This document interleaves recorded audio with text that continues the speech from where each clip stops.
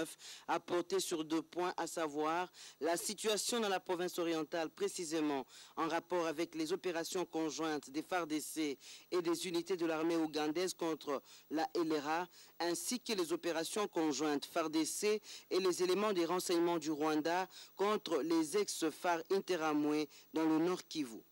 Concernant les opérations en cours dans la province orientale, elles se poursuivent et prendront fin dans 21 jours à dater de ce jour. Quant aux opérations dans le Nord Kivu, elles prendront 15 jours avec des cibles bien précises et ne concerneront que cette province selon l'accord conclu. Cependant, ces dernières opérations dans le Nord Kivu seront suivies d'une période d'évaluation.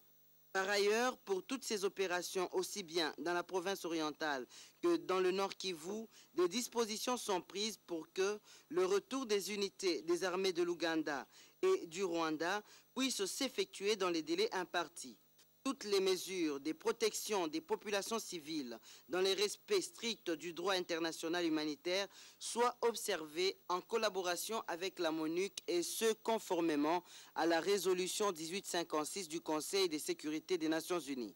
Ces mesures seront suivies par une campagne de sensibilisation et d'explication pour une meilleure information de l'opinion tant nationale qu'internationale. Enfin, pour atteindre l'objectif ultime de la paix et de la sécurité dans la région des Grands Lacs, les contacts vont se poursuivre au plan politique avec l'envoyé spécial du secrétaire général des Nations Unies et celui de la région des Grands Lacs, au plan diplomatique, notamment avec la normalisation rapide des relations diplomatiques avec les pays voisins et le rétablissement de la coopération régionale, conformément au pacte sur la paix, la sécurité et le développement de la région des Grands Lacs, signé à Nairobi, ainsi que la redynamisation de la CPGL.